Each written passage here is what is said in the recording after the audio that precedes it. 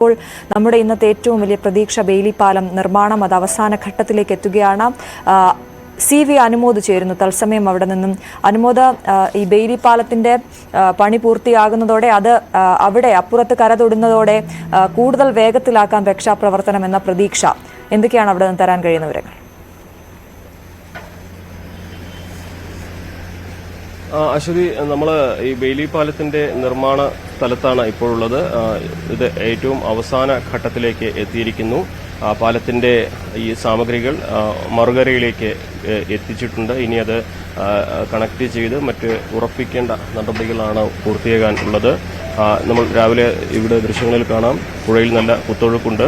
അതുകൊണ്ട് തന്നെ ബെയിലി പാലം, അതിനപ്പുറത്തൊരു നടപ്പാലം, അങ്ങനെ രണ്ട് നിർമ്മാണങ്ങളാണ് ഇവിടെ ഇപ്പോൾ മിലിറ്ററി ചെയ്തുകൊണ്ടിരിക്കുന്നത്. കുത്തൊഴുക്കുള്ള പുഴയിലൂടെ ഇന്ന് നടപ്പാലത്തിലൂടെ ആരെയും ഇതുവരെ അക്കരയിലേക്ക് കടക്കാൻ അനുവദിച്ചിട്ടില്ല. നമ്മൾ ഇന്നലെ കടന്നുപോയ പാലമാണ് ഇപ്പോൾ നമ്മൾ ദൃശ്യങ്ങളിൽ കാണുന്നത്.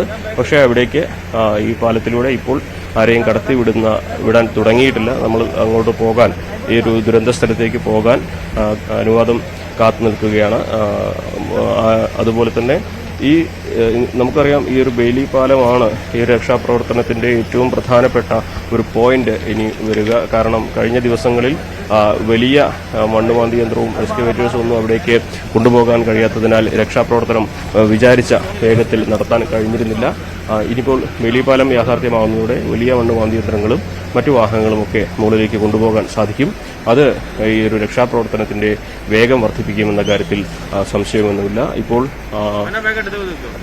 NDRF അംഗങ്ങൾ നടപ്പാലത്തിലൂടെ മറുകരയിലേക്ക് അവരുടെ യാത്ര തുടങ്ങിയിട്ടുണ്ട്. നമുക്കും മറുകരയിലേക്ക് പോകേണ്ടതുണ്ട്. കാരണം നമ്മൾ ഇന്നലെ കണ്ടതാണ് അവിടുത്തെ സാഹചര്യങ്ങൾ, കാഴ്ചകൾ. ഓരോ മണിക്കൂറുകൾ എടുത്താണ് അവിടെ രക്ഷാപ്രവർത്തനം നടക്കുന്നത്. ഒരു ഇടത്ത് തന്നെ മണിക്കൂറുകൾ ചെലവഴിക്കേണ്ടി വരുന്നു. എന്നിട്ട് പോലും അവിടെ തെരച്ചിലിൽ ആരെയും കണ്ടെത്താൻ കഴിയാത്ത സാഹചര്യം. ഉച്ചയ്ക്ക് ശേഷം കനത്ത മഴ പെയ്യുന്ന അവസ്ഥയായിരുന്നു. ആ മഴ രക്ഷാപ്രവർത്തനത്തെ ബാധിച്ചു. വൈകുന്നേരം 6 മണിയോടെ ആ മേഖലയിൽ നിന്നും എല്ലാവരെയും മാറ്റുവാനും നിർദ്ദേശം നൽകി. അത്രമാത്രം വിഷമകരമായ സാഹചര്യമാണ് നമുക്കിവിടെ കാണുവാൻ സാധിക്കുന്നത്. ഇപ്പോൾ NDRF അംഗങ്ങൾ ഇന്നത്തെ രക്ഷാപ്രവർത്തനങ്ങൾക്കായി ഈ ഒരു താൽക്കാലിക നടപ്പാലത്തിലൂടെ മറുവശത്തേക്ക് കടക്കുകയാണ്. വെള്ളം ഇന്നലെ വൈകുന്നേരത്തെ അപേക്ഷിച്ച് വെള്ളത്തിന്റെ കുത്തൊഴുക്കിന്റെ ശക്തി അല്പം കുറഞ്ഞിട്ടുണ്ട്. പക്ഷേ അപകടകരമായ സാഹചര്യം തന്നെയാണുള്ളത്. നല്ല കോടമഞ്ഞുണ്ട്, മഴയുണ്ട് രാവിലെ. ഈ ഒരു സാഹചര്യത്തിൽ മറുകരയിലേക്ക് എത്രയും വേഗം എത്തി ഈ ഒരു നടപടികൾ തുടങ്ങുക എന്നുള്ളതാണ് പ്രധാനപ്പെട്ട കാര്യം.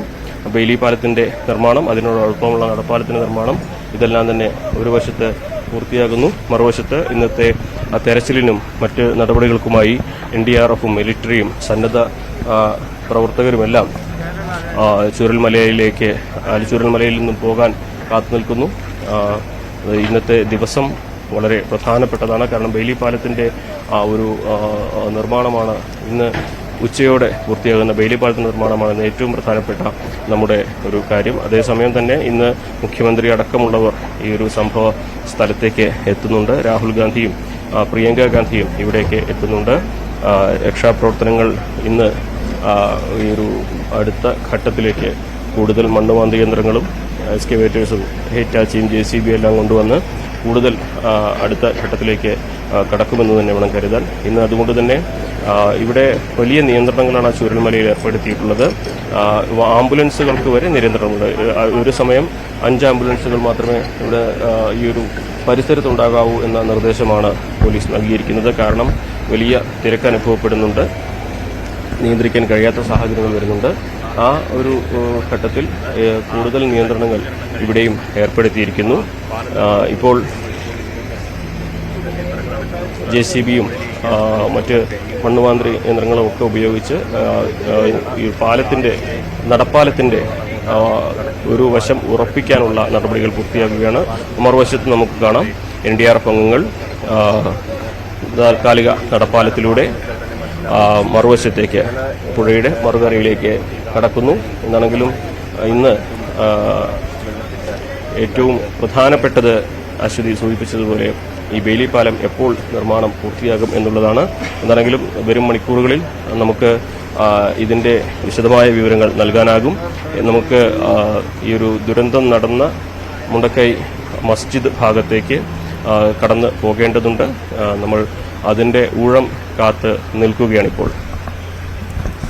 അതാണ് ഇപ്പോൾ സേനാ ഉദ്യോഗസ്ഥർ അങ്ങോട്ടേക്ക് ആ പാലം കടന്ന്, താൽക്കാലിക പാലം കടന്ന് അങ്ങോട്ടേക്ക് നീങ്ങുന്നത്, മറുകരയിലേക്ക് നീങ്ങുന്നത് നമുക്ക് തത്സമയം കാണാൻ സാധിക്കുന്നുണ്ട്. CV അനുമോദാണ് അവിടെ നിന്നും വിവരങ്ങൾ നൽകിക്കൊണ്ടിരിക്കുന്നത്. കഴിഞ്ഞ ദിവസം ഈ പാലം കടന്ന് അപ്പുറത്ത് പോയി പ്രേക്ഷകർക്കായി നമ്മൾ ദൃശ്യങ്ങൾ പകർത്തിയിരുന്നു. വലിയ ദുരന്തം ബാധിച്ച മുണ്ടക്കൈ മേഖലയിലേക്കാണ് അവർ പോകുന്നത്. അവിടെ ഏറ്റവും പ്രധാനമായും ഇന്ന് പ്രതീക്ഷിക്കുന്നത് ഈ പാലത്തിലൂടെ യന്ത്രസാമഗ്രികൾ എത്തിച്ചുകൊണ്ടുള്ളൊരു തെരച്ചിൽ, വലിയ കോൺക്രീറ്റ്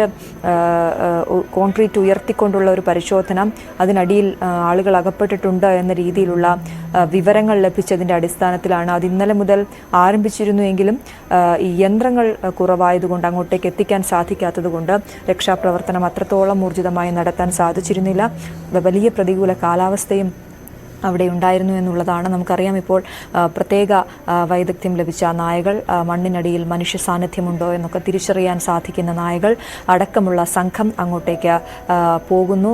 ഇനിയും നിരവധി ആളുകളെ കണ്ടെത്താനുണ്ട്. 200ഓളം പേരെ ഇനിയും കണ്ടെത്താനുണ്ട് എന്നുള്ളതും വലിയ ആശങ്കയുണ്ടാക്കുന്ന കാര്യം തന്നെയാണ്. അവരെ ജീവനോടെ നമുക്ക് എത്തിക്കാനാകുമോ എന്നുള്ളതിന് പ്രതീക്ഷ അത് വളരെ കുറവാണ്. എങ്കിൽ പോലും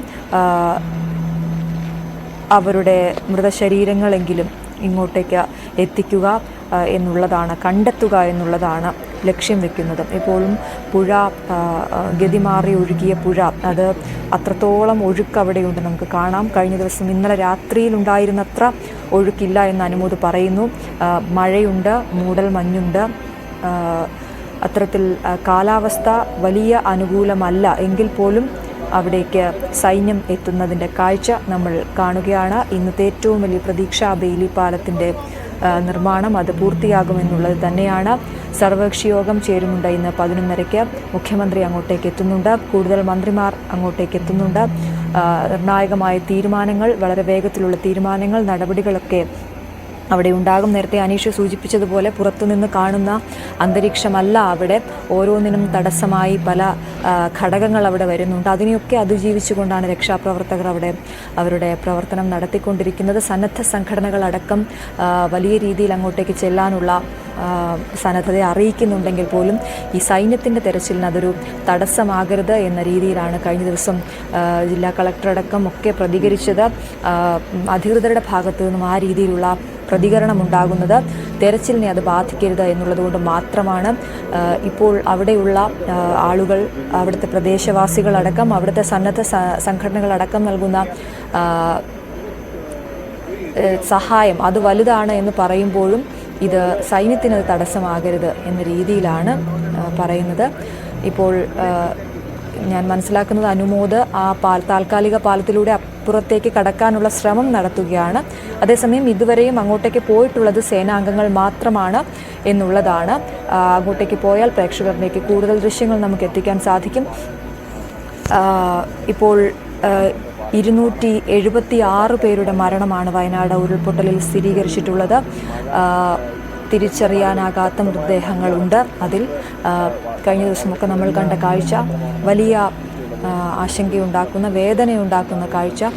ഓരോ ബന്ധുക്കളും അല്ലെങ്കിൽ കുടുംബത്തിൽ ജീവനോടെയുള്ള ആളുകൾ അവരുടെ ഉറ്റവരെ തിരഞ്ഞ് അവിടേക്ക് എത്തുന്നതും മൃതദേഹം തിരിച്ചറിയുന്നതുമായ കാഴ്ച, നെഞ്ചുപൊട്ടുന്ന കാഴ്ച നമ്മൾ കണ്ടതാണ്. ഇന്നും ആ സ്ഥിതി വ്യത്യസ്തമല്ല എന്ന് വേണം നമുക്ക് മനസ്സിലാക്കാൻ. ഇനിയും